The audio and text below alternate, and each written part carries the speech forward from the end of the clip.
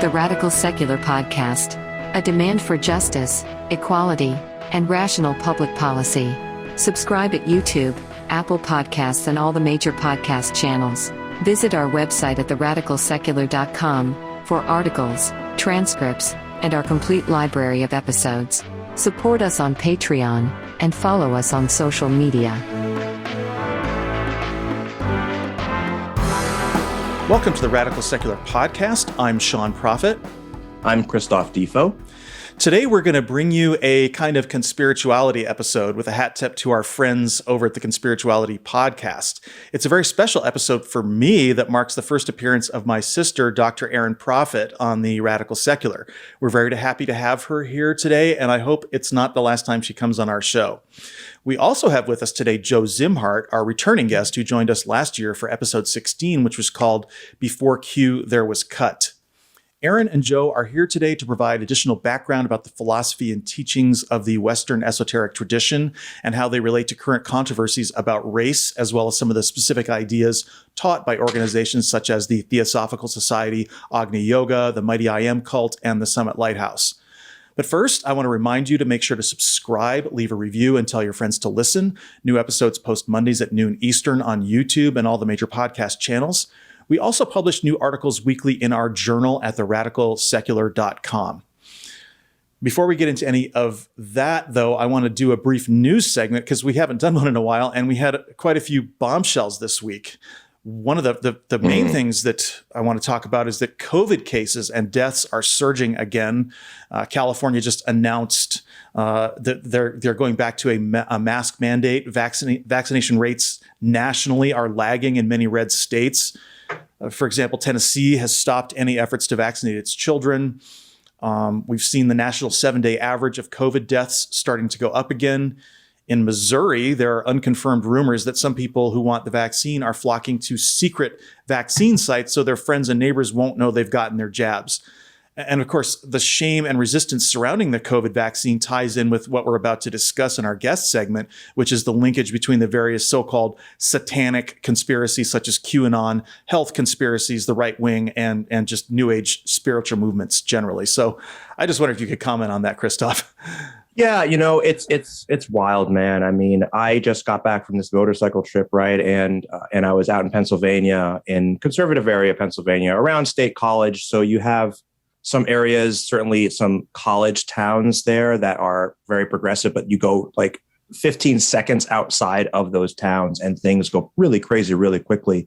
And, I would still wear my mask when I went into the convenience store, when I went to the gas station. I'm still using hand sanitizer. I think that it's, first of all, I mean, maybe I'm carrying the Delta variant, maybe I'm not, but, and if nothing else, it's just to respect the people that have to work there, right? And they're all wearing masks because their company is forcing them to wear masks, I assume.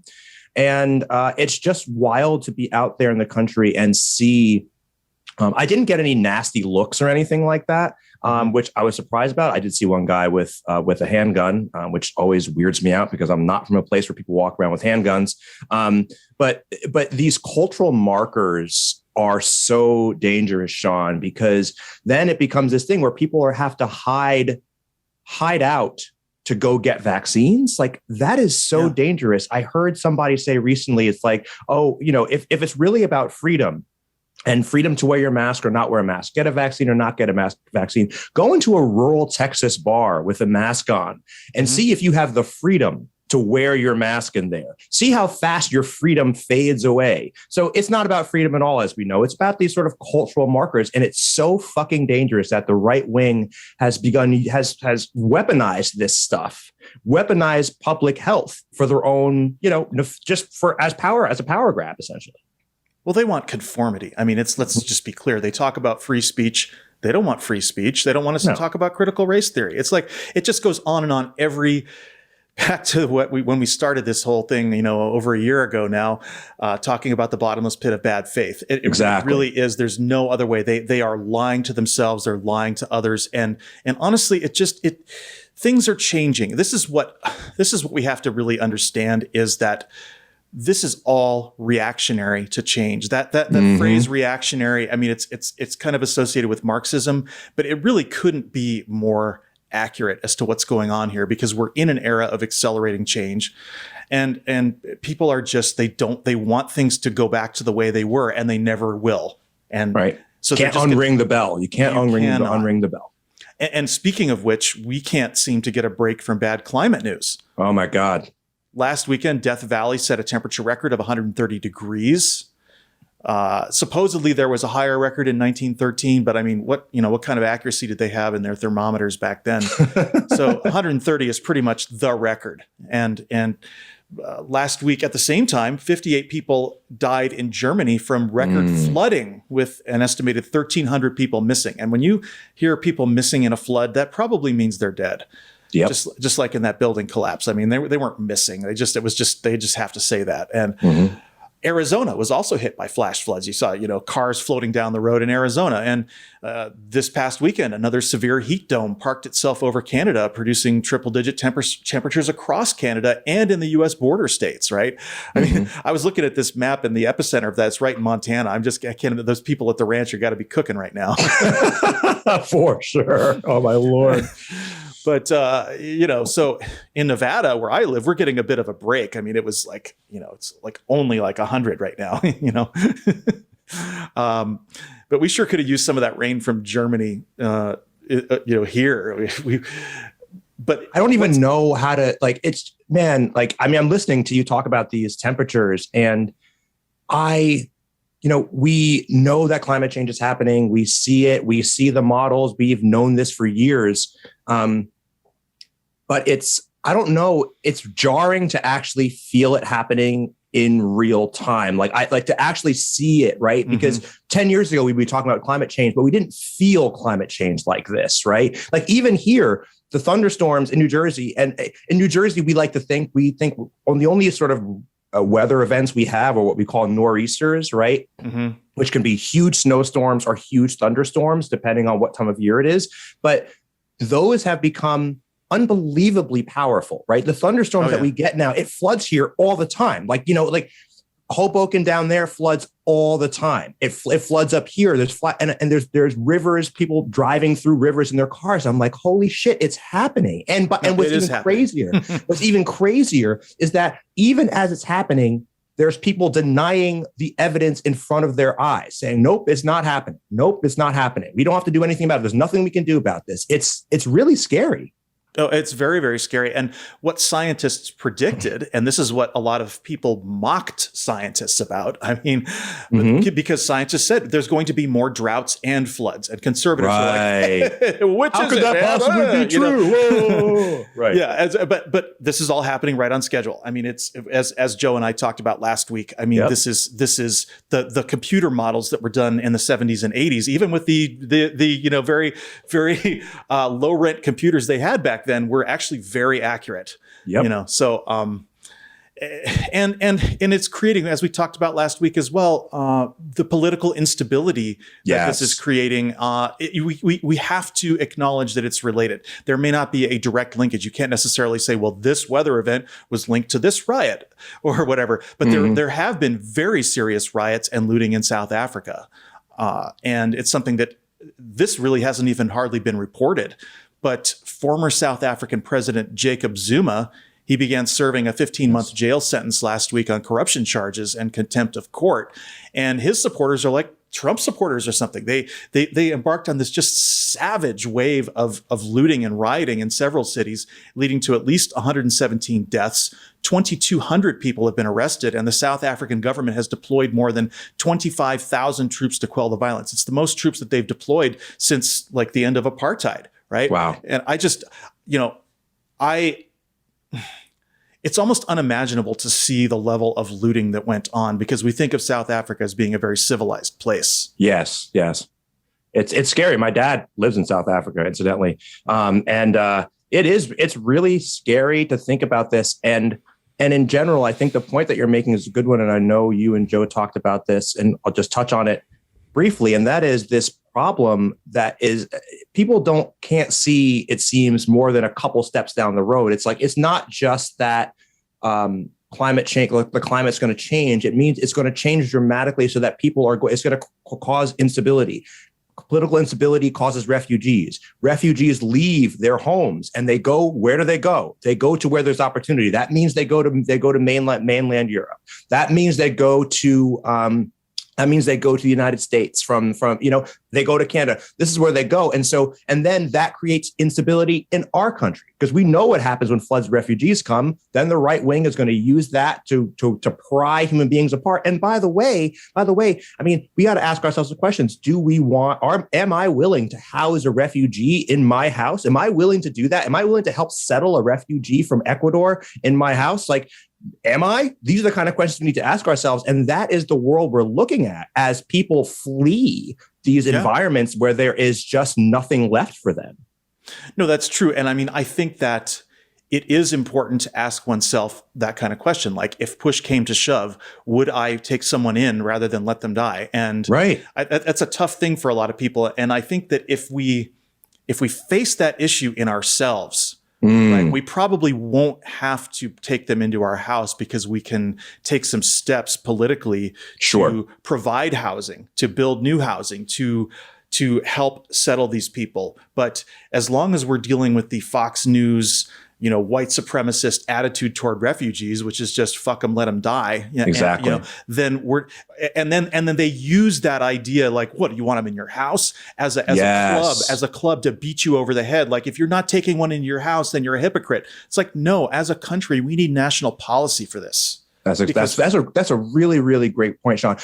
This reminds me of the Star Trek Picard, when they're trying to resettle all the people because of the Romulan, like the Romulan supernova, right? Mm-hmm. And what Starfleet does when Jean-Luc Picard's running it before the incident is they basically just find new worlds and build civilizations for these people, right? Build infrastructure for these people. There is plenty of unused land. Right. There is a lot of land all over the place. Right. It's like if we could get our act together, we could just create first of all temporary structures and then eventually full on structures. But then again, the political will has to be there. And we know, oh boy, the right wing is it won't let that happen. And that's the fight that we're up against here. Absolutely. And just a brief side note about this is that liberals aren't innocent on this front, because when you look at what happens in a city, there are all kinds of places. I mean, we're talking about, the San Fernando Valley, Santa Monica, all these liberal places that vote 2/3 Democratic in California. And whenever there is a proposal to put in a homeless facility to house the homeless of, tiny homes or tents or whatever the hell it is, liberals go nuts. They go to these city council meetings, and they go to these public comment events, and they act like Trump supporters. And so we have to confront in ourselves as post liberals, understanding that it is not enough for us to just pay lip service to these things. That's right. That's a great point. Great point. And so I want to transition on this also to another kind of an example of the kind of liberal naivete that I've been seeing about the subject of the space billionaires. Mm-hmm. And there's been this incredible, my entire feed is filled with these memes about Elon Musk and Jeff Bezos and Richard Branson and why they're not feeding the world's poor and why they're not building housing for people when they're going to space. And it's like, liberals, you fucking chuckle fucks. All I can tell you is just like, come on. How, like, we all talk about systems, right? Do you expect these guys to just write a check when they're not being required to do so? How do you think a billionaire keeps their money? Why do you think you're not a billionaire? Because you have compassion, right? You have compassion and you would help people, but you have to understand that if there's a billionaire, they got that way by hoarding their money, by figuring out smart ways to take advantage of loopholes, and by backing politicians like Trump who would cut their taxes. And, the funny thing is that Democratic billionaires kind of get a free ride there because they can, Jeff Bezos owns the Washington Post, and he's obviously not for tax cuts for the wealthy, but he takes advantage of them, right?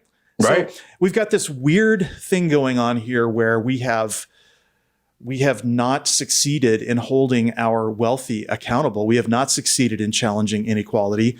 We have this 1%. And then we're going to suddenly, when they build rockets, that's the time when we want to suddenly get upset and going, why aren't you feeding the poor?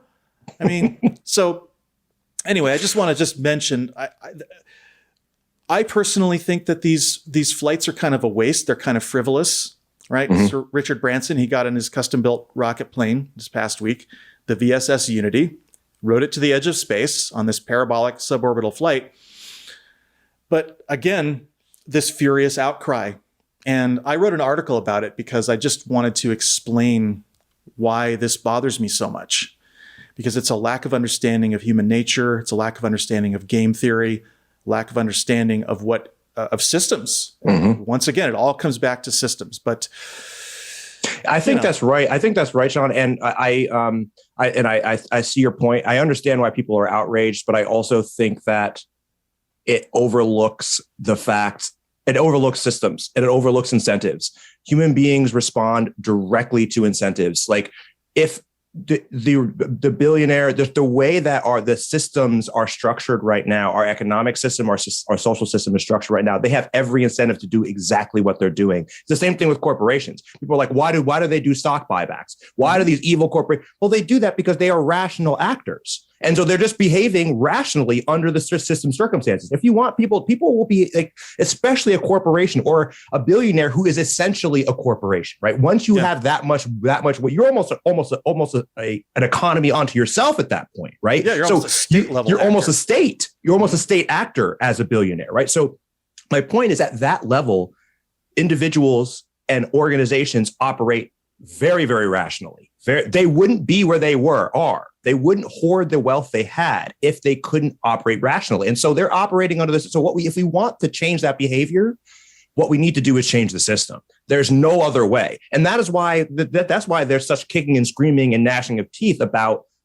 when we try to change the system, once we try to do things like reverse the outcome of Citizens United, like we try to enshrine voting rights. These are the things that will help change that system, and that's why the fighting is so intense on that level. So I think if those of us who are infuriated when we see billionaires doing this sort of thing, and if you are, then get out. Then what we have to do is focus that rage at the folks that are really keeping this system going. Because look, Elon Musk, if the incentive were right, he would do something different. He would do something different. And I think that's important to note.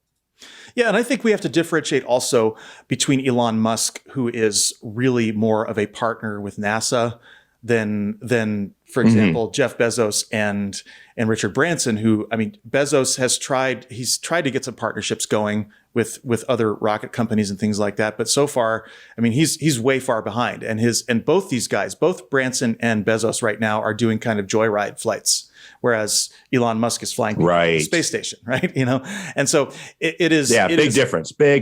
It's a big difference. And I don't want to keep harping on this again, too much more about liberals, but this idea that an individual, by changing their behavior, can change the system is just so wrong, and it's such a distraction from what we need to do. These events, the existence of these space billionaires, the die was cast for that in 1982 when Reagan cut the taxes of the wealthy. All of the wealth that has built up since then, and all of the wealth concentration that has happened is that's the one event that started that in motion. And then, of course, Trump cut the taxes of billionaires down below the taxes of the middle class with that his one major bill that he signed during his presidency was that tax cut. And so I think that this is just really misplaced. I'm not sticking up for these guys. What I'm saying is that if you want to fix this, you have to blame the right people. Right. It's like getting mad at somebody who puts their can in the wrong, their can or their bottle in the wrong container, and being like, "Oh my God, you're gonna like that's not the climate change problem, right?" I'm not saying you shouldn't put your can in the right place, but like that's not the issue. You should, and I would like to see these billionaires start making some big donations, but as long as it's voluntary, that's not the point, right? But the system has to require this to happen. Yes. And okay, well, speaking of which, the next subject here is talking about something that is just this is really scary, and it's about the Trump administration and the coup attempt. And this is this book that came out, I alone can fix it. That's a pretty good Trump that you did. Right? That's pretty good. Thank you. That's pretty good. That's the title of the book. I alone can fix it, and it's from Washington Post reporters Carol Leonig and Philip Rucker. They kind of put out some chilling details in an excerpt of this book with their conversation with Chairman of the Joint Chiefs of Staff, General Mark Milley, in regard to the coup attempt and the tense period between the January 6th insurrection and Joe Biden's inauguration. We knew stuff was happening behind the scenes then. We knew it. I mean, but apparently Milley and the other top brass had put a plan into motion. They were going to resign in succession to prevent outgoing President Trump from ordering the military to intervene and prevent the peaceful transfer of power. And he had some choice words. He called Trump supporters Nazis. He said they were the ones he said they're the same people we were fighting in World War II. He compared the coup attempt to the Reichstag fire. And this kind of lets you know that how serious this threat was, that our highest military officials said, he said they might try, but they're not going to fucking succeed. When you have a person at the highest level of our government, taking that kind of stand, it really just lets us know that this was closer to disaster than we thought. And of course, I'll do more of my Trump impression here. He put out this dopey statement saying, "I never threatened or spoke about to anyone a coup of our government. So ridiculous. Sorry to inform you, but an election is my form of coup. And if I was going to do a coup, one of the last people I would want to do it with is General Mark Milley." Oh, I mean, it's just so childish. I think your impression is pretty spot on. It's so chilling on so many levels. First of all, that this man was president of the United States and that people still want him to be president of the United States to some extent. And that but what he just said is bullshit. Absolutely, if he could have gotten the military involved, he would have. I'm sure there are people who counsel them against it because it would be completely crazy. But it's really chilling that you have these top brass who are very, very committed to the idea of the United States, the ideals anyway of the United States, and to their jobs, who were really thinking like that this was a contingency plan that they had. That is really fucking scary. And what's even scarier is that the Republican are right now trying to downplay this, right? Oh, yeah. Just trying to pretend like, what are you talking about? Not a big deal. No coup here. It's scary. It's really scary. And we know of this, that they don't care. They don't care about democracy. They are dismissive of democracy, right? They disdain democracy. We know this. This is, but it's really scary to hear it talked about by somebody who was there.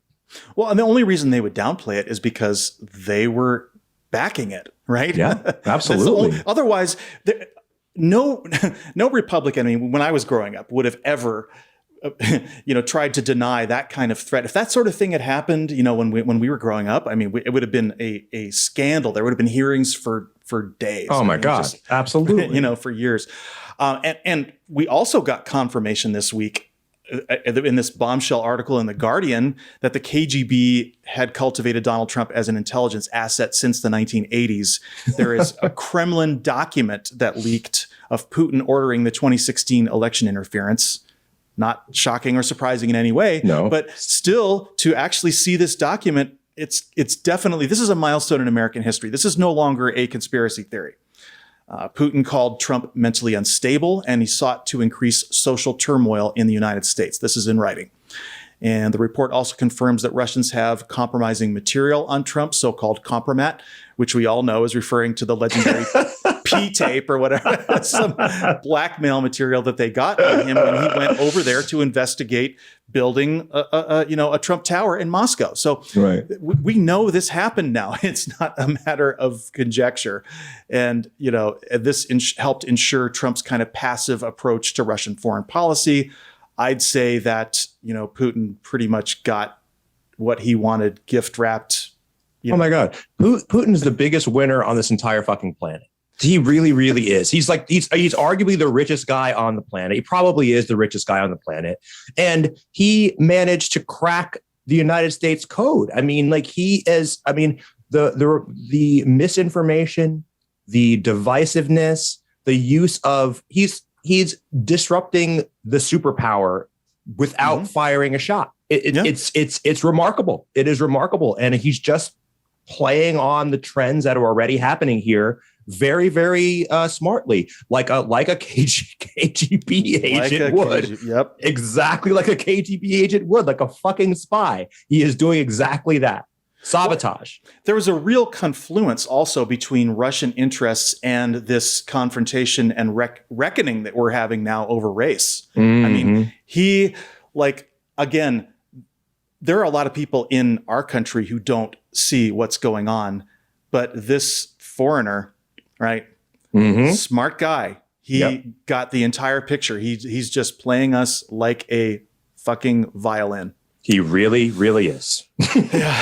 All right. Well, that about wraps up our news segment, and I want to introduce our guests now. So Erin Prophet is a visiting assistant professor in the Department of Religion at the University of Florida. She specializes in religion and medicine. She has a PhD in religion with a specialization in Western esoteric traditions from Rice University in Houston, Texas. She has a master's degree in public health with an epidemiology concentration from Boston University. Among her publications are Charisma and Authority in New Religious Movements in the Oxford Handbook of New Religious Movements, Volume 2, 2016, and Prophet's Daughter, My Life with Elizabeth Clare Prophet Inside Church Universal and Triumphant from 2009. She is a co-author with Jeffrey Kripal of Comparing Religions in 2014. She's also my sister, as I mentioned proudly at the top of the show. For those of you who may not know, the Summit Lighthouse, also known as Church Universal and Triumphant, is the cult that Christophe and I grew up in, along with Erin. Erin and I were both ministers in the group and served on the organization's board of directors for several years. Erin was also in training to be a messenger in the church. Currently headquartered in the Paradise Valley of Montana, the organization was founded in 1958 by our parents, Mark and Elizabeth Prophet. And we also have Joe Szimhart. He is an artist, occult information specialist, and a mental health professional who currently works for a psychiatric emergency hospital in Pennsylvania. He made his living as a cult interventionist from 1985 through 1998 after exploring and rejecting groups and teachings derivative of Theosophy and New Thought, including Agni Yoga, the Mighty I Am, and the Summit Lighthouse, also known as Church Universal and Triumphant. Last year, he published Santa Fe, Bill, Tate, and Me, How an Artist Became a Cult Intervention Specialist. He is sought often by the media for his opinions and expertise about cult phenomena. Erin and Joe are both here to talk to us about cults, the question of mind control and undue influence, conspiracies, and occult spirituality, and their ideological connection to authoritarian movements. Our emphasis today will be on the Summit Lighthouse, and we will also discuss some of the conspiracy theories that circulated in the organization and continue to influence broader American politics today. So without further delay, The Radical Secular presents Erin Prophet and Joe Szimhart.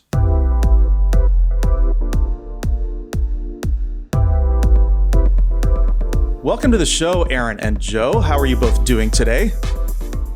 Doing great, thanks. Yeah, fine. Thanks for inviting me. It's great to have you. And how are you doing, Christophe? I am good. Glad to be here. Welcome, guests. All right. Well, the first thing we should do is talk about our T-shirts, because that's usually a good icebreaker. Erin, what are you wearing today? So my T-shirt is, see, it's got a little heart on it, and it's called Rice Medical Humanities. And I noticed that the color on it is similar to my green screen, so it kind of washed out there. But it represents my study of this new discipline that's called medical humanities, which encompasses the study of basically people's lived personal experience of illness and how they're both history, philosophy, religion, poetry, and art all inform the way people experience illness. So that's one of the things I teach at the University of Florida. And for me, it kind of represents my desire to understand people's own experiences as individuals and to not sort of look at them as stereotypes. Mm. That's a really interesting combination and cool shirt. How about you, Joe? Well, I dug something out that's a 30-year-old T-shirt that I purchased back in 1990, I think. And I haven't worn it hardly ever, but here it is. And this was put out by the branch or a division of the Cult Awareness Network back then. It's reading backwards to me. Can you read it properly there? Yeah, it looks right. It looks right here. So, all right. So anyway, it was put out by a group called Free Minds, and obviously it has this stereotypical view of cult, which I don't like. I've never did. So I thought I'd talk a little bit about that if I could, because I wore it whimsically. This whole idea of cult, the word has changed over time.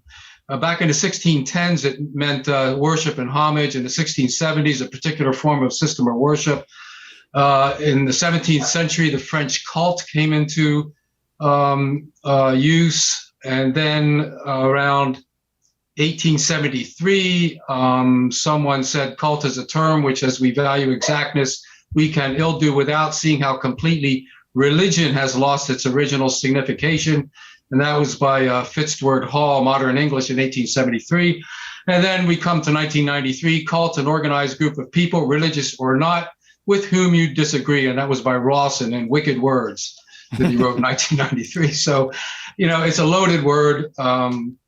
So I just wanted to bring it up because it's part of my history and the history of this discussion, I think. Yeah, I think we'll get behind me is a little illustration a friend of mine did of me, a caricaturist in Santa Fe, and he calls me Cult Buster, and put that little thing together probably back in the late 80s. Interesting. Well, we'll definitely get a lot more into that, the derivation, the desirability of that word as we go along here. But let's finish up with the shirts. Christophe, what do you have?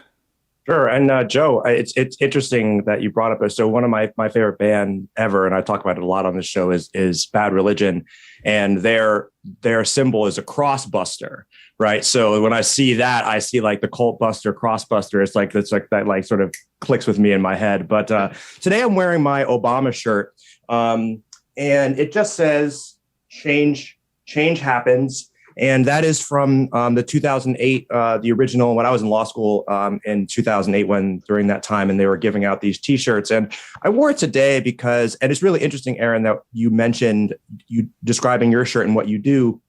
And one of the things that I talk a lot about is the importance of seeing people as people. They may be people that we disagree with. They may be people that we think do monstrous things even. But they're still human beings, and they still think they're doing the right thing. They still are wrapped up and they're individuals. They're not. And when we reduce them to caricatures, not only are we doing them, we're lying to ourselves. Right? We're doing ourselves a disservice when we think about people in those terms, because not even if our goal is to beat them, even if our goal is to beat them ideologically, we are doing ourselves a disservice when we boil them down to a caricature. And being on this last motorcycle trip that I was just on, really, it's when on these trips I run into people I would never run into normally in my normal bubble, right? I meet people at these groups that are just people that I would probably disagree with on a lot of different things. I run into a lot of people out in the country who literally scare me because they are rocking Confederate flag trucks and Trump flags, right?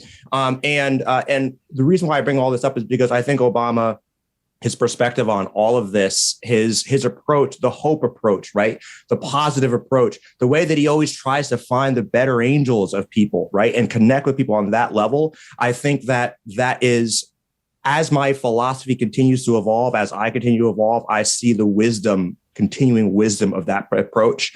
And so as we try to understand today, cults, why people do what they do, how people get involved in cults, how we understand. And I think that it's important to think about it from that perspective. So that's from my idea about my T-shirt today. I unearthed this one also. I hadn't worn this one in a very long time. I don't wear it a lot, but I'm glad to be here. Thank you guys for being here. And let's get into this. Absolutely. Well, let's talk about my shirt real quick. And this is an evolution shirt. And the reason why it has at the end, it has the person throwing away religions. And I was inspired to wear this by an article that I read this week in Scientific American. It was talking about how creationism was really, really tied up with white supremacy. Because if you think about our evolution, okay, for the vast majority of human history, all humans were black. And most of what we consider to be human culture was in fact invented by Black teenagers because people didn't live as long. And so it was very, it's very youthful culture and it's very Black culture. And so when you deny evolution, you're really sort of, and you think about this very lily white Garden of Eden, and you think about, Adam and Eve, they're definitely not Black. And so it's very much, I've been getting into a sort of heightened, sharpened sense of how this conflict really is about race. And I think we're going to get into that later today as we talk about it, and we talk about some of the history, the ideological history of what we call the Western esoteric tradition. Erin, you'll correct me if I'm not referring to that right, but let's get into it. I want to approach our topic today through the lens of conspiracy theories, in the hopes that we can identify some of the similarities and differences with respect to the beliefs that we were taught growing up in the Summit Lighthouse. And so I'm going to start out with by reading a quote from an article called "What is the Most Damaging Conspiracy Theory in History?" And it's in, of all places, the webzine Gizmodo. And so here's the quote. "Not every conspiracy theory is de facto bad. Vast forces really are colluding against us with varying degrees of intent. It is when these forces are misidentified, when the blame is pinned on people equally helpless or people who are totally made up, that things can spin out of control. The events of January 6th are just one example. 5 people died that day, and many more might have. But this was, of course, not the first time conspiracy thinking has erupted in violent ways. From this country's inception, paranoid fever dreams have regularly led to startling acts of terror, subjugation, etc. But which specific conspiracy has caused the most destruction? What is history's most damaging conspiracy theory? For this week's Giz Asks, we reached out to a number of experts to find out." And the article, that's the end quote. The article makes reference to Richard Hofstadter's 1963 essay called "The Paranoid Style in American Politics." And so I'm just going to list off now here the conspiracy theories that the experts they interviewed talk about. And we've also talked about some of these on the show before, particularly QAnon. But here we go. Freemason conspiracies, Illuminati conspiracies, anti-Semitic conspiracies such as the blood libel, QAnon, Trump's big lie about the 2020 election, the Iraq weapons of mass destruction theory, white supremacy, the JFK assassination, satanic ritual abuse, COVID vaccine conspiracies in general, the Salem witch trials, the idea that immigrants collude and conspire with their host governments against the United States, the Red Scare and McCarthyism, the 9/11 truth movement, and climate change conspiracies.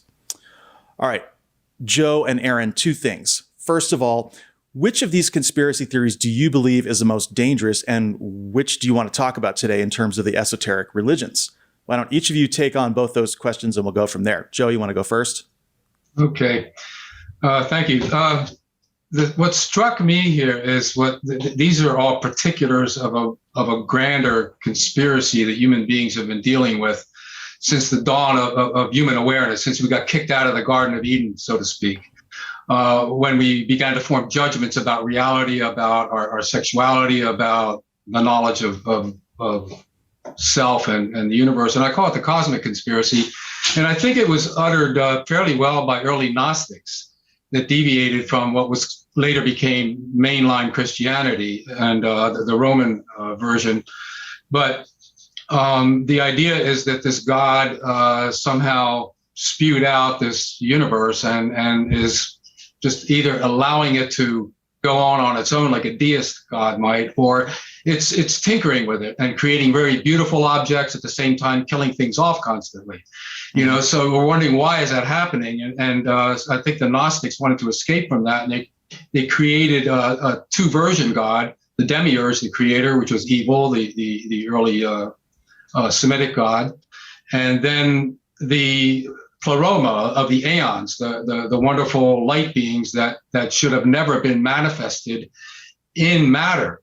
In other words, we have that divine spark within us that's supposed to go back under Gnostic lore back into the light. So I think that we are prone to conspiracies. We find them in all kinds of places, depending on our insecurities, our political bias, our religious bias, our medical bias, and we're caught in the cosmic conspiracy, and the scientists are trying to figure it out. The religious people are trying to figure it out. I'm trying to figure it out. I'm failing all the time, but I keep at it. So that's how I see it anyway. Great. Erin, how about you?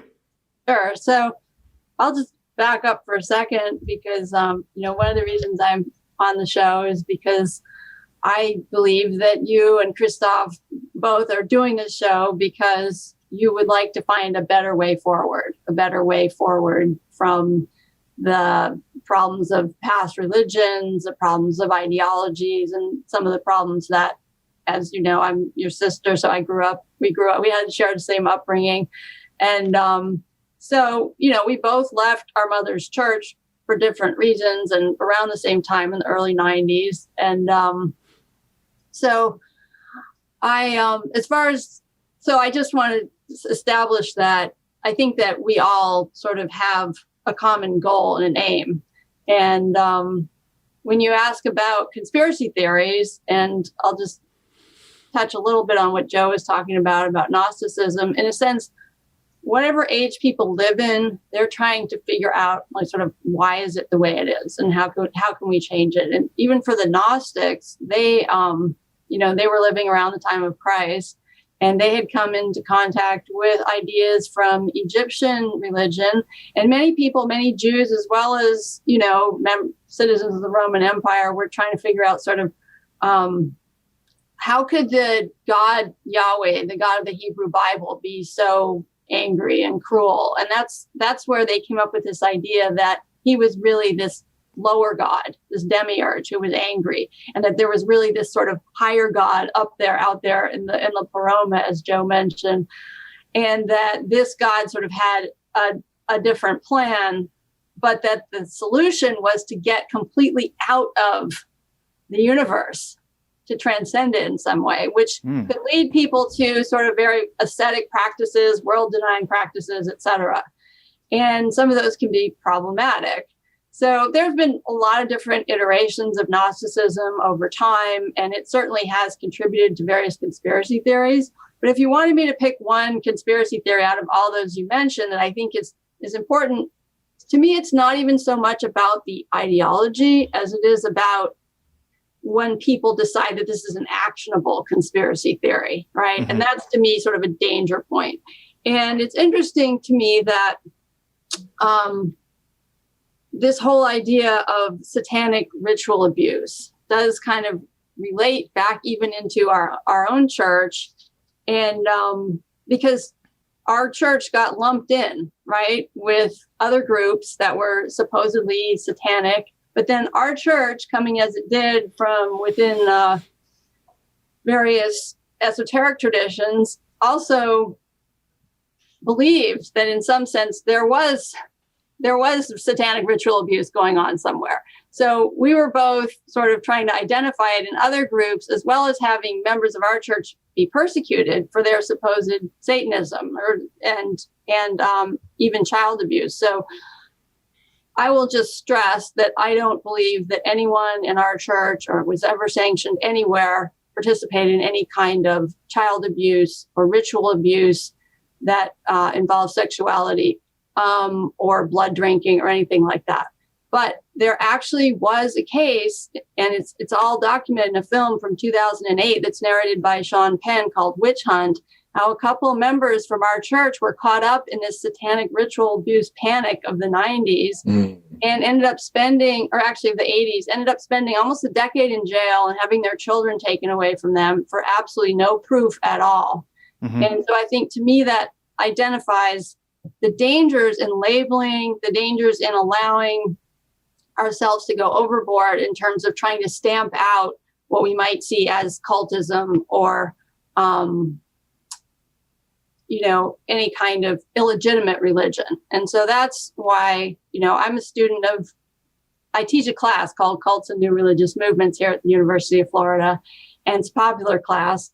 And, I think that the students, when they come in, they've seen a lot of portrayals in the media of the evil, deviant, shadowy cult and cult leader, but they also don't necessarily realize that behind many of these religious groups are people who are just in their own way trying to figure out the world And I count my parents in that. And I know that you may not agree with that, but I count my parents and many of the people that raised us as people who were in themselves trying to turn away from organized faiths that they thought were defective and to try to create something new. And in that, they often turn to something like Western esotericism, which I'm happy to kind of circle back and talk about, what it is and how it came to be and what are some of the problematic areas of it. So I hope that answers your question about the conspiracy theories. I mean, when we see something like, the January 6th insurrection, and we see that type of violence directed towards, members of our government, we see how, difficult and challenging that was. Obviously, we'd all like to get to the bottom of it and figure out how to stop it. And we know that QAnon, and I'm happy to talk about that a little bit more, was instrumental in stirring up and riling up many of the people who attacked the Capitol on that day. And obviously, it's something that I think should concern every American. Yeah, and one of the things that we heard just recently is that it could have been much worse. They confiscated enough ammunition from the various people who were attacking the Capitol to shoot everyone in Congress 5 times over. Something like almost 3,000 rounds of ammunition, 2,500, something like that. But I wanted to go back to something else that you said, that we were all, that people who are in cults are all trying to just kind of figure out the world in their own way. Some of them have been a rejection of organized religion. Some of them have been deliberately trying not to do what cults end up doing. And I'm just curious if, either one of you can take this, Joe or Erin. Why is it that it seems like that when people are trying to do better, that they end up just doing the same thing over and over again?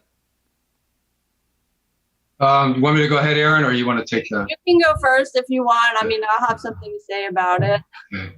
I've been turning to W.R. Bion a lot to kind of look at the behavior of groups. He did studies back in the 40s and 50s and wrote a little bit about it.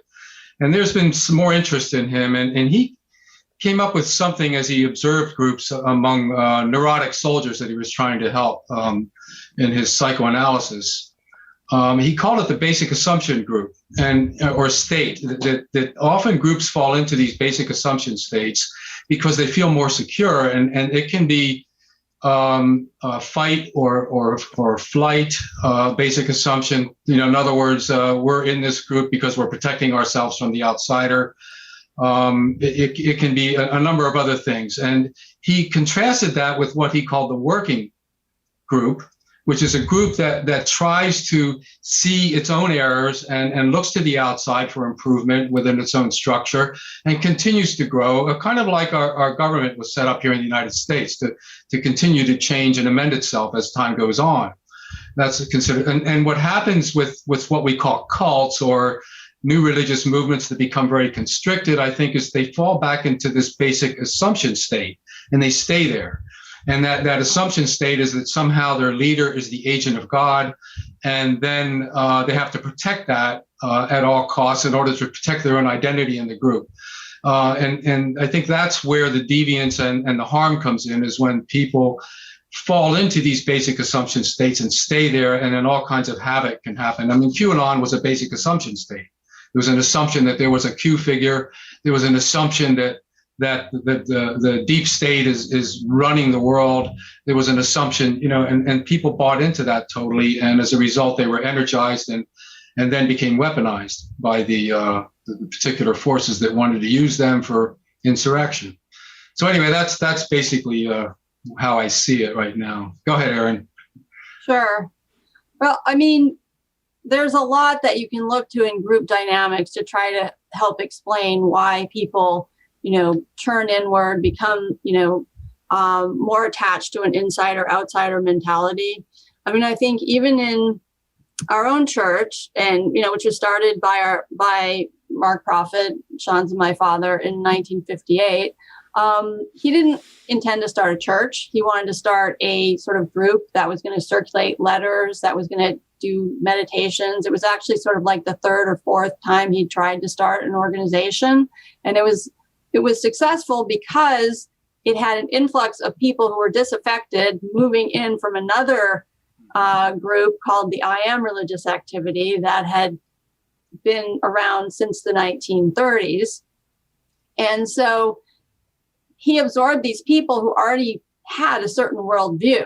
And some of that worldview involves sort of how you should act or behave, or, that if you needed to, for example, wear certain colors in order to attract positive energies. And they had absorbed a lot of ideas from New Thought, which was, kind of what you would think of as positive thinking movement that started actually way back in the 1880s and then had morphed into different things. So there were certain things that our parents and my mother came along in 1961, that they had to kind of accept if they were going to teach in this setting, and a lot of it had to do with, the power of thought and the power of the mind. But just getting back to the whole question of sort of like, why do people, how do groups get into sort of a groupthink mentality? And I think some of that has to do with there's an inherent tension in esoteric belief systems between the idea that you're the ultimate arbiter of your destiny. Like a lot of, these esoteric belief systems tell people that the truth is inside of you, right? But within the I am tradition and somewhat within Theosophy, which we can get to, there's also this idea that there are masters or gurus who somehow know better than you, or who can see the truth of your life better than you can. And so that's why I think there was quite a bit of diversity within our movement as far as how people applied these ideas. So the ones that might have been the more dedicated, who took the step of moving to the headquarters and, working full time for the group, were often had quite different levels of opinion or agency than people who were just reading the books or doing the chanting, and things like that. So I think it's important to look at individual cases, but also to look at the movement, as you're trying to do on this show. Yeah, well, I'd like to ask you then to talk specifically about if there are links that you see theologically, ideologically, okay, between QAnon and the New Age generally, because as you know, we've talked pretty extensively with Matthew Remski at the Conspirituality podcast, and there's a whole synthesis that's really happening that they're doing over there, where they're kind of linking the the way the New Age and the right wing have kind of gotten together, and there are so many similarities, and this is stuff, Erin, you and I heard this stuff when we were kids constantly. The blood drinking, the people with animal features, lizard people, mole people, UFOs, and all of these kind of things. I mean, that figured very, very prominently in our mother's teaching and ideology. The Nephilim, the 12th planet stuff. Can you talk about that at all? Sure. And first of all, I'd like to recommend a book by David Robertson. It's called UFOs, Conspiracy Theories in the New Age. And he kind of goes back into a little more of the backstory. I mean, Matthew Remski didn't come up with the idea of conspirituality, but certainly in the 2000s, you start to see, and it's interesting because it used to be that New Age people were kind of left-wing, were kind of hippies and alternative medicine folks. And now you see that many of them have kind of switched over to the right wing. So I'll just back up a little bit because you mentioned a bunch of things, blood drinking and animals, people with animal features. And, I just like to give an analogy, which is that Christianity, the New Age is a pretty vast movement. There's millions of people in it. There's hundreds of different groups. Just as you would look at Christianity, which has ideas about angels and Satan, or if you were to look at nativity scenes across the world, you wouldn't assume that just because two types of Christianity believe in Satan, or two of them put out the same nativity scene, that they necessarily had the same views. And that's something that I want to stress also when we talk about politics, is that these ideas aren't necessarily associated with one particular viewpoint. Now, as far as Q goes, QAnon was started by somebody who, calls himself Citizen Q, I think his name. Yeah. on the 4chan chat. And it's really a political, at its heart, it's political, but it's subtly trying to bring in all of these people who believe in conspiracy theories. So that's why it's not surprising to me that they're bringing in blood drinking, supposedly Hillary Clinton and other top Democrats or people, elites are, taking blood from children. So the idea that some shadowy group uses children's blood or some small cultish group has been used since Roman times it's been used often against small and popular movements like the Gnostics. It's also been used against Jews, and it's now being used against the supposed elite. So we know that there have been big conspiracy theories, and a lot of them also include the Kennedy assassination, right? And the whole idea of lizard people actually comes through David Icke, who started this in the 1980s. But the whole idea that there could be hybrids of animals and humans is something that you start to see developing in Theosophy. And maybe Joe will want to talk about this a little bit. But it's not just Theosophy. If you look back at 19th century biology and science fiction, there were a lot of ideas around that period that somehow there were these hybrids maybe living in caves underground somewhere. And then, of course, when you had UFOs starting in the 1940s and 50s, all of a sudden these people could be from other planets. So you start to see this, mutual and reciprocal informing of science fiction narratives and religious narratives. And, religions have always taken up whatever was going on in popular culture and tried to use it to make sense of the world. And so I don't view my parents' church as necessarily being directly linked in any way with QAnon, but I think that the person who started QAnon, person or people, because it's been speculated that maybe there was more than one person, and obviously there are the people who interpret the Q drops and things like that, the so-called bakers, who are the ones that started developing these narratives, that they were really trying to help Donald Trump win the 2020 election. Like that was the whole point of Q. And if they could, to the extent that they could rope in, because I think they knew that they couldn't just with the Christian evangelical right, who was already on his side, that they didn't have enough people. So they wanted to find ways to bring in the New Age and conspiracy folks. And certainly the pandemic provided a whole raft of, avenues for new conspiracy theories to develop. And then you have a real conspiracy, which is the Jeffrey Epstein case, which seems to involve, not only Bill Clinton, but also Donald Trump somehow, and so somehow this real conspiracy as a sex scandal, right? Mm-hmm. And as, people being trafficked, young women being trafficked, seems to lend credence to this other one that involves Hillary Clinton. And of course, we know that everything's connected, right? Yeah. And 4chan, the whole idea of child abuse in the Democratic Party came out of the emails that had been released from the DNC, which talked about ordering pizza.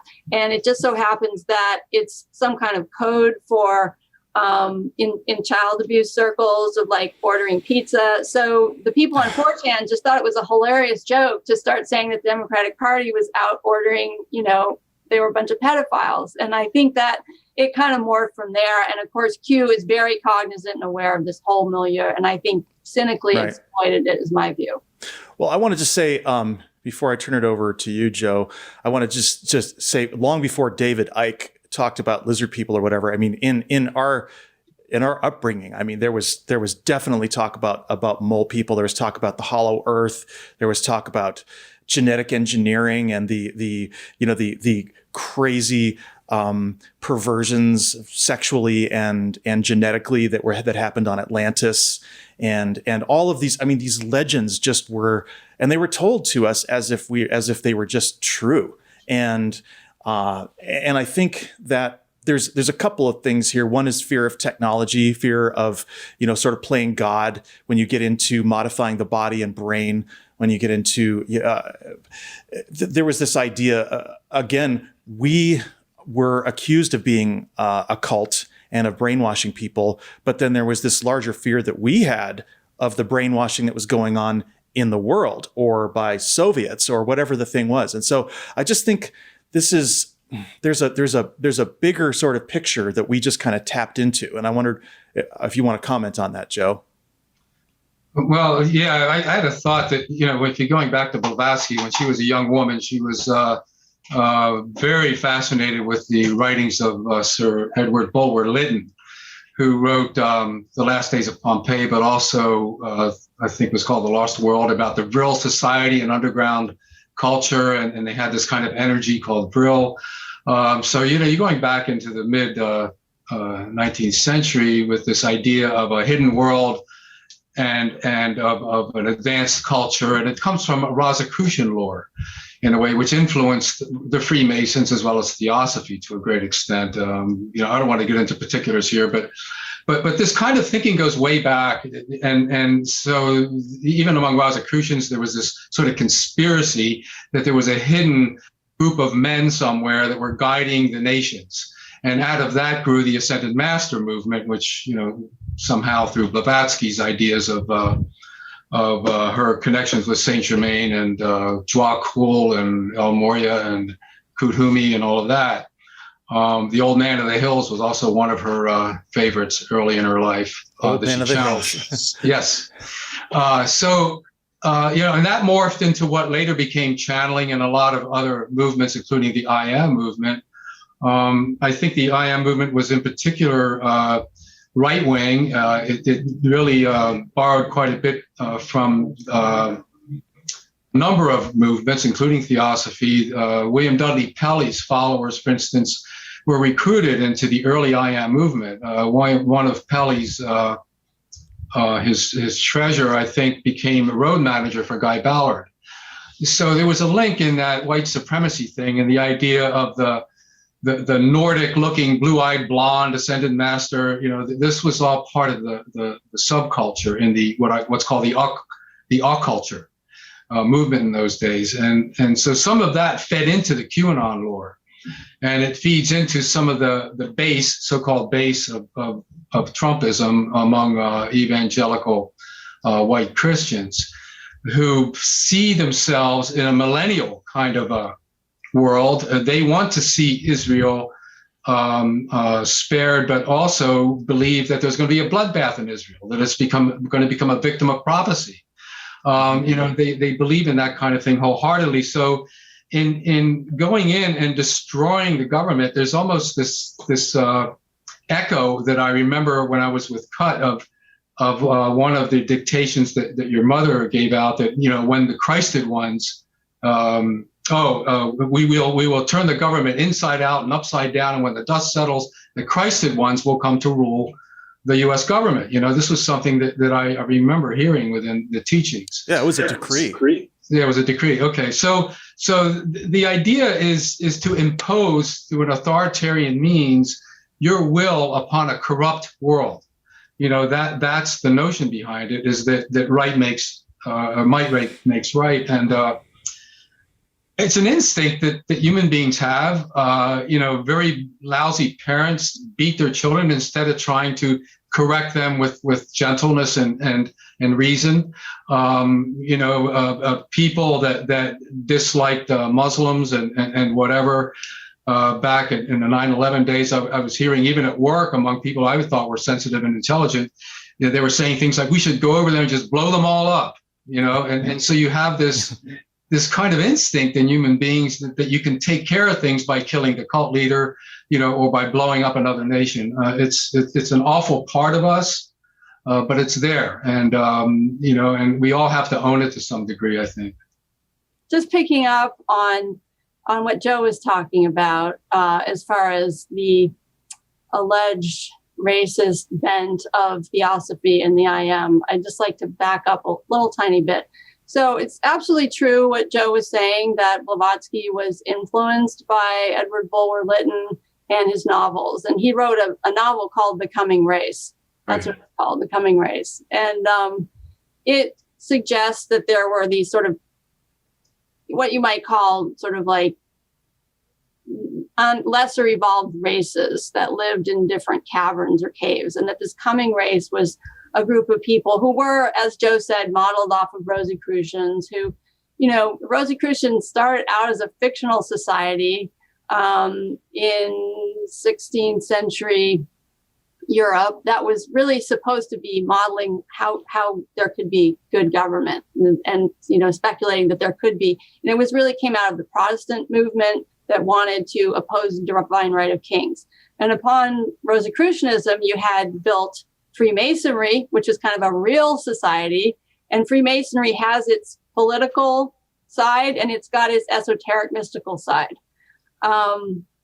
So the whole idea of there being these underground civilizations, I think Joe's correctly bringing out in Theosophy. But if you look at Theosophy and politics and authoritarianism, you can see that it can be brought in different ways. And it was actually used and became the basis of the nation of India gaining its independence. Annie Besant was a Theosophist and she supported Indian independence. The Theosophists actually opposed the, settler colonialism of Great Britain and imperialism. So you had some Theosophists who actually went on to influence the IM, but that were really liberal. And I want to bring out as an example Frederick Oliver and The Dweller on Two Planets by Philos the Tibetan. That's a novel that influenced the IM, and it predicts an apocalypse in the United States. And almost no one has noticed that the reason for this apocalypse is if we don't have a workers' movement and social justice. So basically, Frederick Oliver was sort of almost a communist in a sense, and he was writing at the end of the 19th, early 20th century. So he brings in all these themes from Theosophy. He creates this sort of prophecy that there's going to be a bloodbath in America if there isn't justice, basically, through the workers' movement. And so then the IM folks take up that view and turn it into, they were very opposed to labor movement, okay? And they definitely were what I would say right-wing. But they were also patriots. They were not Nazis. And just because they had some association or some members that came in through Pelly and the Silver Shirts doesn't mean that they necessarily were promoting and supporting fascism. In fact, Mrs. Ballard, who was one of the founders of the IM, along with Guy, who died, Mrs. Ballard led prayer sessions against the Nazis during World War II. And so I think you have to look at this with some nuance. And a number of the things that Joe said have been repeated endlessly in newspaper articles and probably in exit counseling and deprogramming. So I think it's important to address them. And one of them would be this whole idea that the masters were just waiting to shake the government upside down and turn it inside out and put the Christed ones in positions of power. That is based on a quote from a dictation, which is a channeled message that our mother gave during the Watergate hearings. Okay, so this was a time when everybody in the country was pretty upset and disgusted with corruption.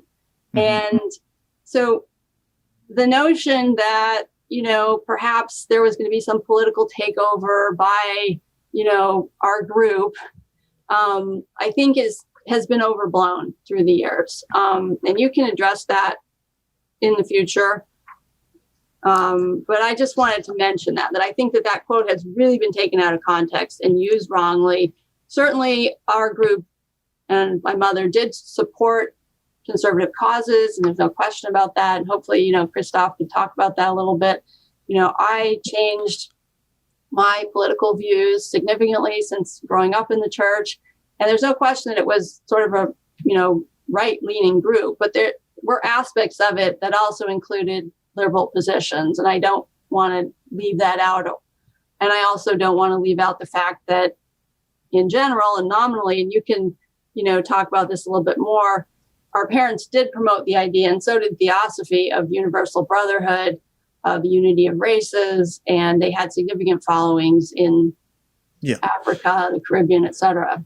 I would say that, none of this is black and white. And I would, we've talked about this on the show quite a bit before, just about the theocratic impulse in general. And, certainly, that makes sense that that wording came out of an era of corruption like Watergate. And at the same time, I think we both know that our parents wanted God government. They wanted to see the principles of divine law kind of enshrined into the law of the land, if in so much as was possible. I mean, I believe there was a time, I don't remember which president, maybe you do, Erin, but when there was a dictation given and she said something along the lines of the mantle of the Great White Brotherhood does not fall on this president. Do you remember which president that was? Yeah, it was George Herbert Walker Bush. It was right after Reagan. So she thought that he was sort of representative of the sort of new globalism. She didn't see him as being the patriot that she thought Ronald Reagan was. So yeah, that was kind of interesting. There's no question that there was that political undertone, and she always felt that, the masters were meant to be sort of like Merlin with King Arthur. And obviously the Bible is just filled with references to God anointing kings, and, I think, again, this was a tension. There was a tension within the teachings between individual choice and some kind of divine plan.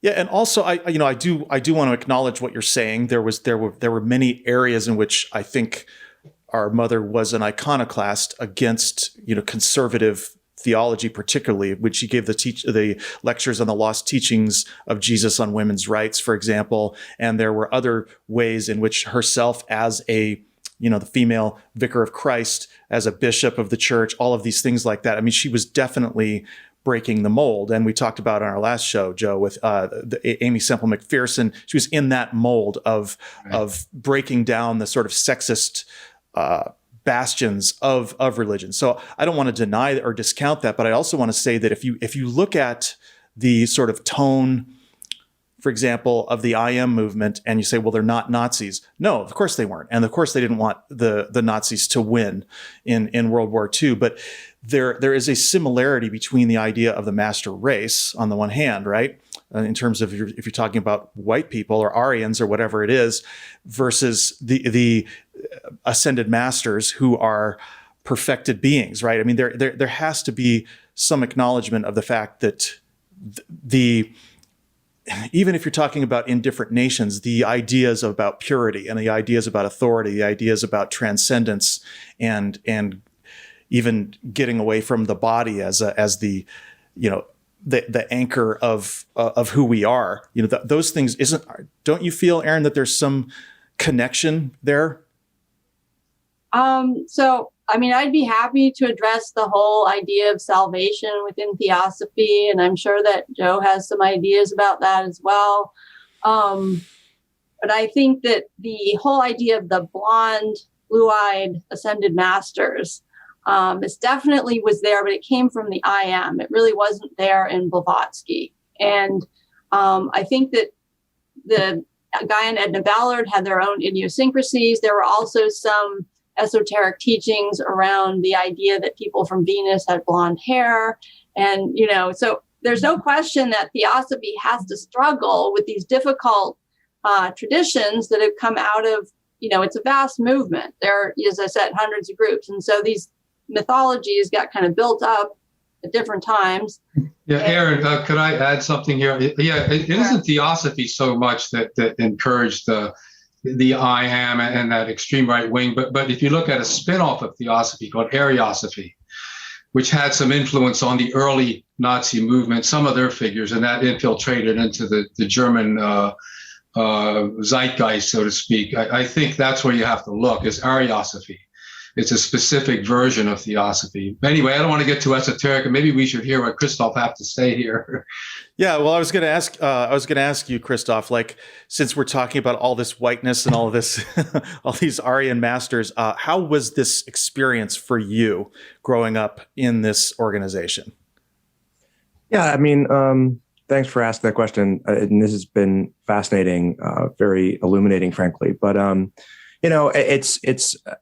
say a lot on this show is that my experience as an African American is a bit different than your average African Americans, not only because I spent time in the whitest state in the entire country, right, Montana and that area, but which is like one of the 15 Black people that have ever been to Montana, right? And then, so there's that, and that's a very sort of unique experience. But also, my dad's an immigrant, right? He's a first generation immigrant. My mom's side of the family is from the United States, but again, to put it in the most frankest terms, I am relatively privileged in the African American community in general.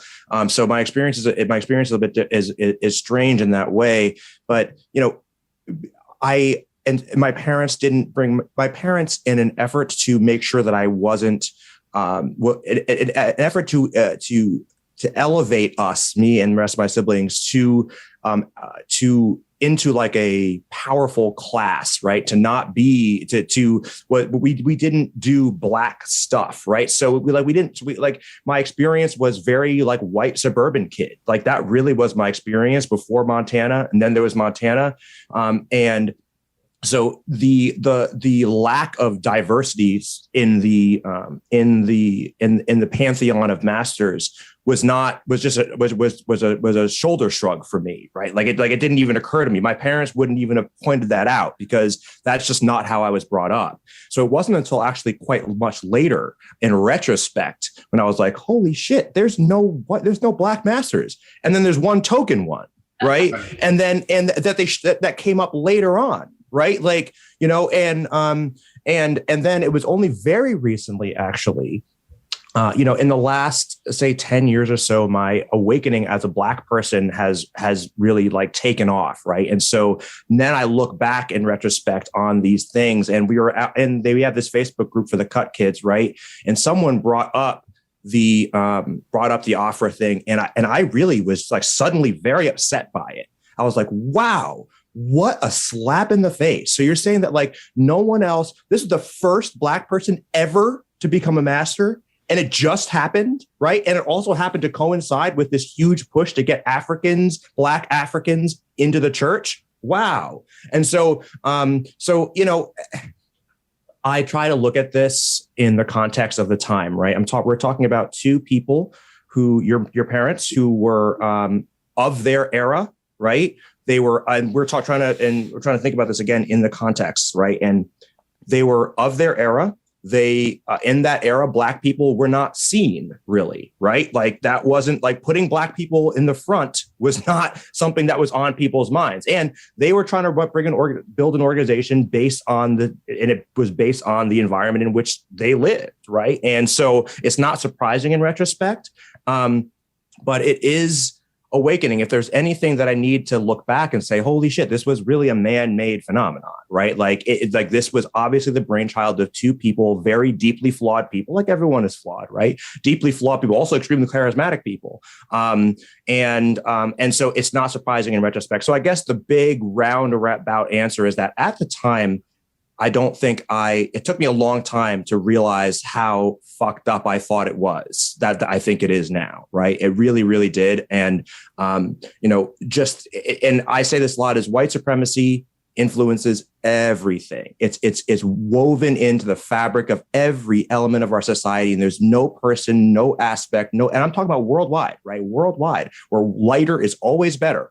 And so this is just another instance of that as far as I'm concerned. Yeah, well, that's good to hear, Christophe, about your experiences. And I'm sure, again, we could do probably even more about that. But I want to take up, since we probably only have about another 20 minutes or so, maybe 30. Who wants to go and talk about Blavatsky and her ideas about race and how those came into the church? Joe? All right. Well, I'll be brief because I know Erin has a lot on this. In fact, I read her dissertation about the evolution of, I forget now the title, but anyway. But my take on Blavatsky is that she was trying to rescue the occulture in a way. And even in her words, she said that she didn't find anything new. She was just the thread, the string that tied the pearls together, the pearls of wisdom. And so she tried to bring Rosicrucian lore, the ancient Egyptian mysteries, and then later she got into Eastern religion, later in her career before she wrote The Secret Doctrine. And her idea was to go against science, what she called the strutting gamecock of science. And you know, she even had a stuffed baboon that was dressed like Darwin in one of her ateliers in New York, holding the origin of species in its hand. So I think what she was trying to do in her own way, and was kind of creative, was sort of rework evolution in an esoteric sense, where the human being devolved from a higher etheric kind of a creature, an angelic form, and then came into material life in a way. And now we're going back into other rounds or other races. Alice Bailey took this up later in a different way, and the I Am did in a more crude way, the I Am movement. But the idea was that we were evolving into a higher species, a more etheric species now, and the Theosophy was on the cutting edge of letting us know. The I Am was saying the same thing. If I remember an old I Am woman telling me when I was learning about the religion in Santa Fe that eventually the human being will not have red blood, we will have amber blood, you know, in our system, because red is such a low energy color. You know, and anyway, I don't want to get into all that right now, but so the idea was a spiritual evolution, and it was kind of interesting, and you find New Agers picking up on that without even knowing it, that we are, you know, have the indigo children coming into birth, and there's special people that are part of the coming race. You have the idea that in our lifetime, it's always in our lifetime, a new age is dawning, and you know, we're going to bring it about, and you know, so our children will become better children, and there will be a better world, and there will be renewal, or what Mircea Eliade called renovatio. That this was a common theme in the 60s. You know, I was back in the hippie days of the 60s, we were looking for the new age. You know, we wanted to purge ourselves of the old ways by taking LSD and whatever, you know, to kind of come back to the essential Edenic self. And you still have that going on. I see a whole rise in you know, mushrooms and LSD and DMT and other things going on with patients brought into our hospital. Again, you know, more of that going on than there was 10 years ago. So, yeah, having said that, you know, and I think maybe Erin could elaborate on it, but Blavatsky was really trying to redefine the whole idea of evolution in spiritual terms, and went against Darwin, kind of like flipping it on his head. But yeah, go ahead, Erin. I'm done. Sure. So, I think there's been a fundamental misconstrual of what Theosophy was all about. And I know that Joe's studied and read a lot about this. And so Blavatsky actually considered herself on the side of science. And she supported the idea of human evolution from animals. And as Joe mentioned, she was trying to sort of synthesize. Now, the baboon that she had in her study was actually not Darwin, it was John Fiske. Oh, okay. Fiske was one of the foremost promoters of Darwin in 19th century America. And he was a scientist, but he also promoted ideas about what you might call spiritual materialism, kind of like an ethereal matter, forms of matter that would be considered like sort of probably by you, Sean, at least, as like La La Land, you know, science mysticism or something today. So science in Blavatsky's time was not science that we consider today. I mean, you had Oliver Lodge, who was a famous scientist, promoting the idea that there was some kind of ether, some kind of, you know, very fine form of matter around that we just couldn't see, but it was still matter. So the book that I think Joe's referring to is called by Peter Washington, called Madame Blavatsky's Baboon, and basically presents this kind of black and white thing that Blavatsky's in favor of religion and opposing Darwin, who's science. So Peter Washington actually was pretty sloppy, and he didn't really read John Fiske, and I did. So I talk about it, and I'm going to be, you know, writing more about that in the future. But I think that Joe is absolutely right that she was looking for a new way to think about, you know, what humans need to do in order to become transformed in some way. In the Christian world, obviously, would be going to heaven, right? And so she came up with this idea called root race theory, which you've talked about on the show a little bit, and it sounds really bad. You know, root race theory sounds like scientific racism, and it certainly drew upon some of the ideas that were common in her day. but it held that sort of everyone, the root races were actually sort of not races as we know them. Like they weren't colored. They weren't based on people's color. The first root race was these ethereal kind of gas-like beings. The second root race was supposed to be giants. The third root race was supposed to be giant ape-like figures. And the fourth root race was basically started to begin of animals and humans breeding. And the fifth root race is modern humans. And so all the races that we consider on Earth were part of the fifth root race and supposed to be sub races. So this sounds really awful. I understand. And she did have these sort of sub races within the fifth root race that were supposed to be related to races. And she talked about the Aryan race. We know that the Aryan race was supposed to include Indians. And it was an idea that came out of linguistics and then got taken up later by the Gnostics. If anybody really wants to understand this, I suggest that you look at Nicholas Goodrick Clark's book called Black Sun, which goes into the whole, Hitler connection. Obviously, there were people who took it in different directions. But I will just say that so there certainly was the idea that perhaps indigenous people, and Blavatsky mentions Australians, for example, as well as certain tribes of Africans as being part of leftovers from the fourth root race and being more spiritual but less rational. So there's definitely some scientific racism there in root race theory. I want to interject something real quick, if I could, and that is that we actually talked about this on our show. We've had a series on the goodness paradox, which is a book about human domestication.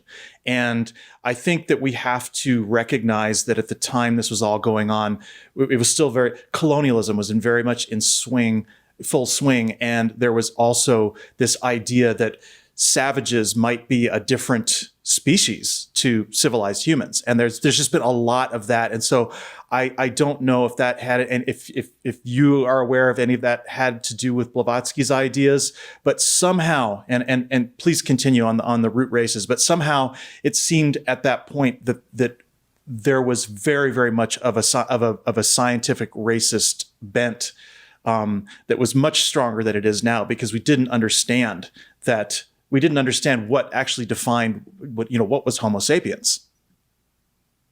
Well, there certainly still were people who were arguing that not all human beings were in the same species. Darwin was not one of them.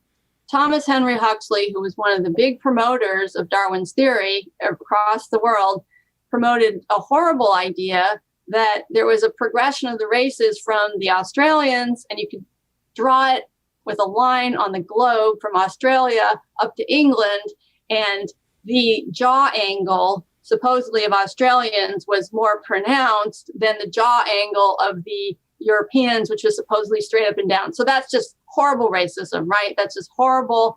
And but yet nobody is talking about what a horrible guy T.H. Huxley was, right? Because he's a hero in our story. He's the one that promoted Darwin. So I think it's just important not to judge Blavatsky too harshly. I think that she actually spoke up in favor of, as mentioned, Indians, and she challenged the British use of the N-word to describe both Egyptians as well as Indians and Africans. So she was, problematic figure. And these ideas, continued on to the 20th century with the idea that there were certain racial characteristics that might go along with someone being more evolved or more advanced. But the crucial difference, I think, between Blavatsky and, say, some Christian denominations is that she actually thought that you would go through each one of the sub-races until you got to the highest. And so when I want to just talk about what Christophe is saying about Afra being this token ascended master. And it actually, I think my father did say something about how he had worked really hard, and he sort of overcame his karma or something. I think that people forget different movements. They don't even always necessarily read all this stuff. My parents were certainly not experts on Theosophy. They got a lot of their ideas from IM. So many of their earliest students were Black. Our father's first congregation, I think, had 3 Blacks and 2 whites in it or something. And certainly there were a lot of Blacks who came to the movement and did not necessarily feel marginalized. I can remember having mixed services, and I do know that the IM, and I've gotten different ideas from different people who were in the IM. Some of them said there were separate congregations, and some of them have said that, they weren't. But let's look at the Mormons, right? The Mormons didn't even allow Blacks to be in their, priesthood until very recently. And how many African saints are in the Catholic Church? I mean, I think that a lot of this has to do with who was in the group and who was it portraying itself to. And, to my parents' credit, they, did have pretty large followings in Ghana, Liberia, and among even the government officials in Ghana and Liberia.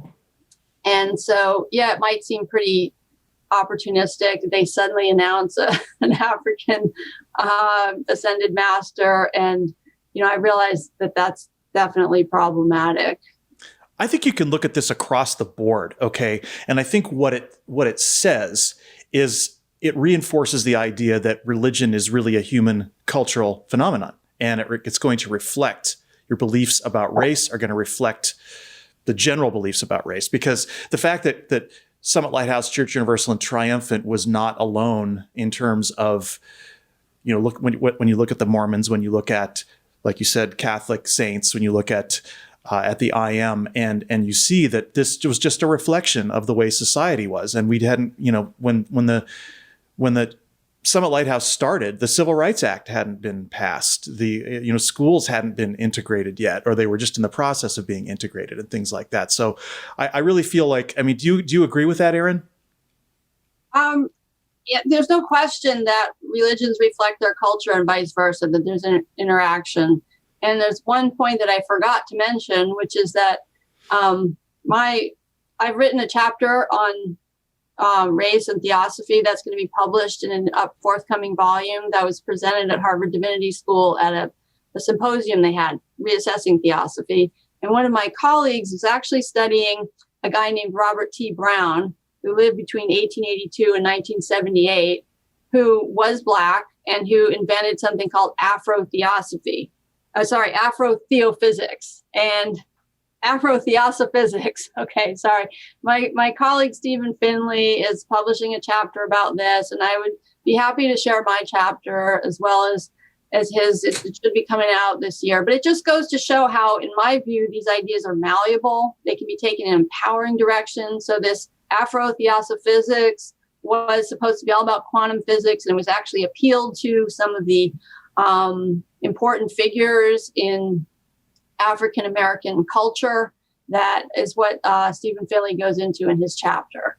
And so even though nominally these ideas can be interpreted in a racist direction, they could also be interpreted in an empowering direction by some Blacks. And in fact, the president of the Theosophical Society today is Black, which is kind of interesting. That is interesting. If I could just jump in here, I just want to comment, and I certainly don't claim to be. I'm very, by the way, grateful to hear you guys are experts on this, and I think it's really interesting. What I did want to mention, though, is I bristle against the idea that the fact that there was a Black congregation, in the beginning, or that there were Black people in the church, or that people in Ghana were involved, as if that is some sort of say, oh, no, it wasn't so bad. I think that's bullshit, actually. I mean, and again, I'm not talking from the perspective of an expert here.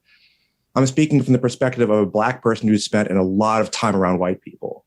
And so I did not walk around in my youth, or I spent my entire growing up, my entire, education around mostly white people. And rarely did I have somebody say, oh, you're not good enough because you're Black, or you don't belong here. Because that's people aren't outright racist like that, right? But really, what we're talking about here is the denial of the denial of just being like, oh yeah, you're just one of us, as if that is just papers over, right? All of the intergenerational trauma. It ignores my experience as unique as a Black person.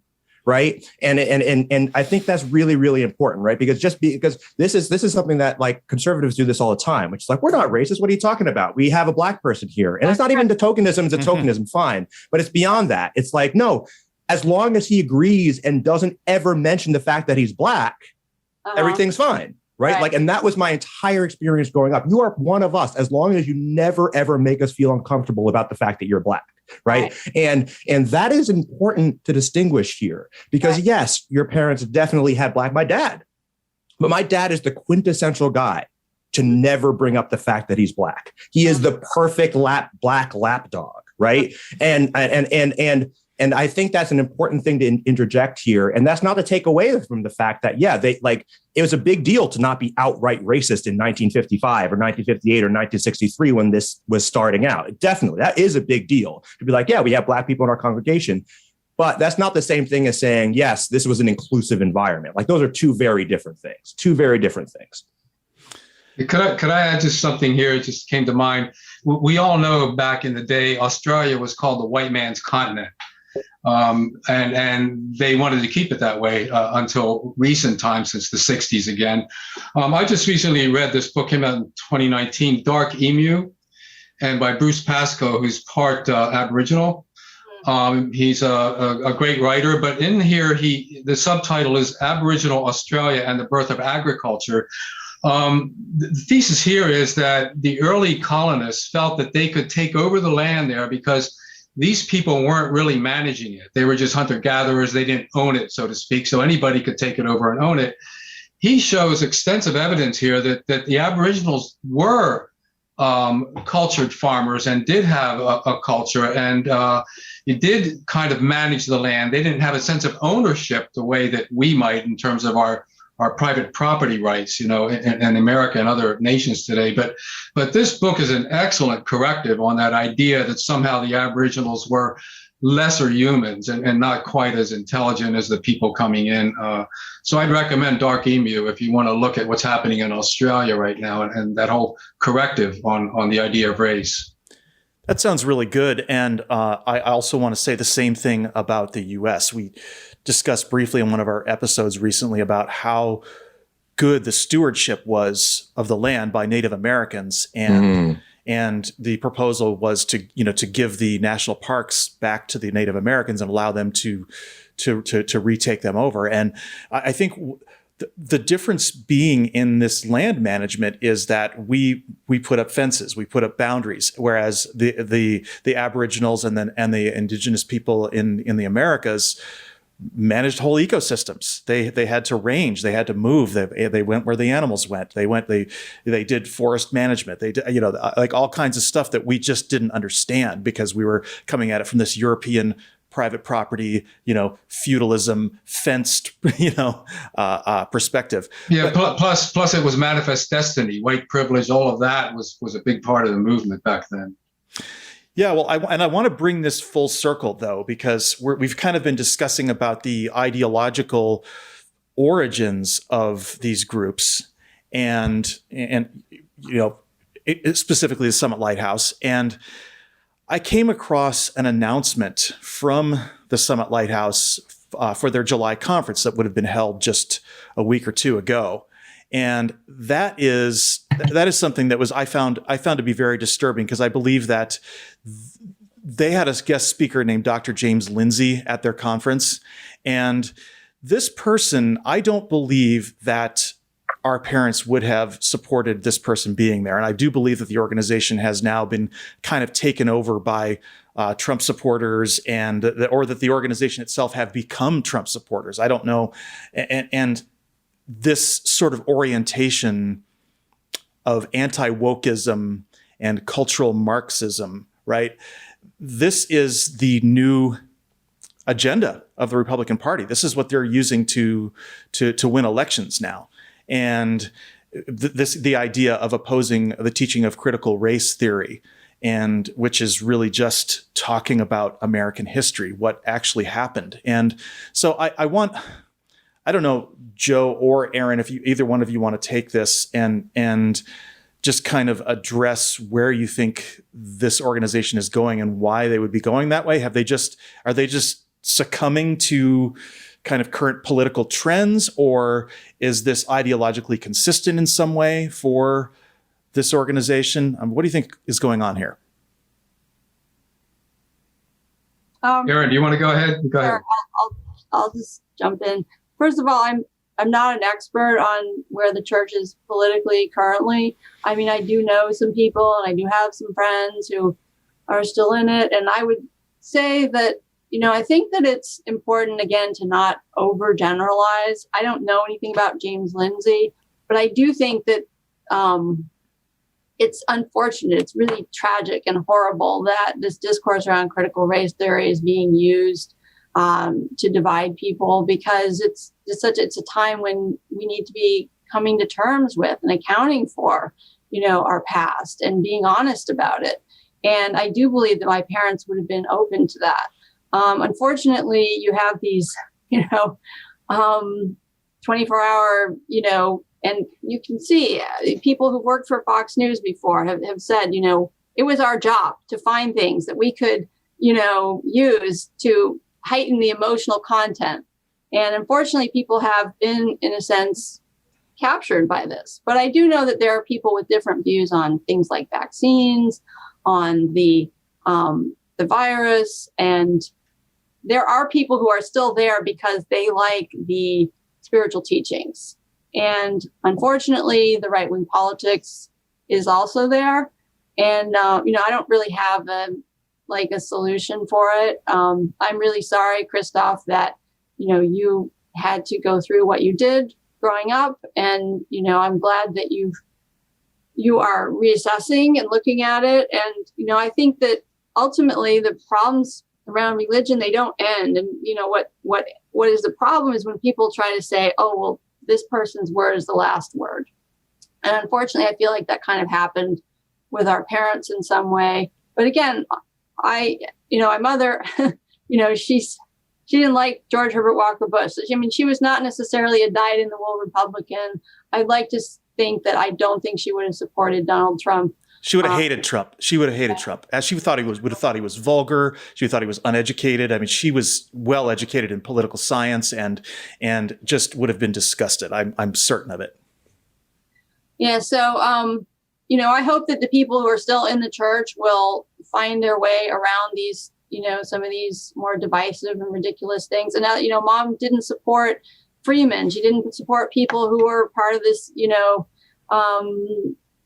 what is it? This we're going to separate ourselves out. We don't acknowledge sovereign citizens. Yeah. She pretty much said, and that's, part of why our group didn't get into necessarily a Waco or Ruby Ridge, because we believed fundamentally that, we supported the government and we were going to comply with the laws as much as we felt we could. So, that's my take on it. Do you want to say something? Yeah, I just one point. I just heard a talk about a new book on NPR, and I can't remember the author, but they've been done a lot of studies on the shrinking white evangelical base. Yeah. Which so there's kind of a white fright going on in the United States and in other nations, and the browning of the world, so to speak. And so you find people that identify with themselves as being at the pinnacle of society suddenly shrinking. There's an anxiety and angst among them, and people that have anxiety will succumb to what, again, Bion calls this basic assumption state, and begin to marshal their forces in order to protect their identity, and they do it irrationally. Is the problem. They're not working the system anymore. So a lot of them are aging out. That demographic is 60 and older. And you find most of the people that watch Fox News are of that demographic. So, who knows in 10, 15 years where all that's going to go. It might age out like a paradigm shift of some kind. We don't know, but hopefully it works out for the best. Boy, let's hope so. Well, I think we have to wrap it up. I think that we have covered a lot of ground. I want to give each of you the opportunity to say any final thoughts about the intersection between spirituality and these political things that we've been talking about. Well, I'll just say that I'll never wear this shirt again. This is the last time you're going to see it on me. It's a relic. I think it was put to good use. Well, yeah, I think that even people who are in the so-called anti-cult movement have evolved and changed their views quite a bit over the past 50 years. And I think my hope is to promote tolerance and understanding. And that's why I, continue my public work and public writing, is because I would hope that people in the future could benefit from our experiences and try to continue making a better world. I hope so too. Well, Joe Szimhart, Erin Prophet, thank you so much for being with us today. We really appreciated your time and insight and perspective. Thank you. Thank you. All right, Christophe. Well, I really enjoyed that guest segment. This is kind of one of those ones where I think we could have gone a lot longer. I think we barely scratched the surface there. What did you think? Absolutely. It was, I think it was multi-layered. It was really great to talk to Erin. As I mentioned when we were chatting earlier, Erin is someone that I knew from the church, someone that was sort of, a leader, et cetera. And and I spoke to her a couple of times, but it was really nice to sort of talk to her and speak to her as an individual, as a person, and as also an expert. And I love the interplay between Joe and Erin and their different ways of thinking about the same issues and talking about the same issues. And I think it was just a really illuminating and useful conversation. I think for me, it was also, there's a height of irony here, because Erin and I, seemingly in our journey out of the church, went in different directions. I went right into atheism, and I went right into Black Sun Journal, denouncing the organization. Like, here's all these ideas that are wrong. Here's these things that happen. Here's these scandals. Here's this corruption. And Erin goes and gets a PhD in religion, right? And same thing with Joe Szimhart. We were all, like kind of polar opposites, right? In this whole thing. And now we're all sitting down as a group, kind of in a more mature setting, kind of reflecting back on this past set of events here. And I found it really gratifying personally. Yeah, I believe that I am obviously not related to the two of you, but we have similar experiences, and I can really, one of the things that and we talked about this briefly earlier as well, and the perspective that I think that we all bring to it now is one of maturity, like you just said, right? It's less of just like raging and gnashing of teeth, or like, or even pointing fingers at each other and saying, oh, right, like you did it that way, but being like, hey, look, here we are talking about this as adults, with the benefit of time and reflection and personal growth. And I think that's a really useful conversation. And frankly, it was really nice to see you and your sister just like talking and jiving. I think that was nice for me to see as well. Well, cool. Any other final thoughts that you might have? I think that is about it. Okay. Well, everybody, remember, if you like our show, make sure to subscribe, leave a review, check out our Patreon, and tell your friends to listen. New episodes post Mondays at noon Eastern on YouTube and all the major podcast channels. We also publish new articles weekly in our journal at theradicalsecular.com. I'm Sean Prophet. Thank you for being here. And remember, wherever you are, you can be radically secular.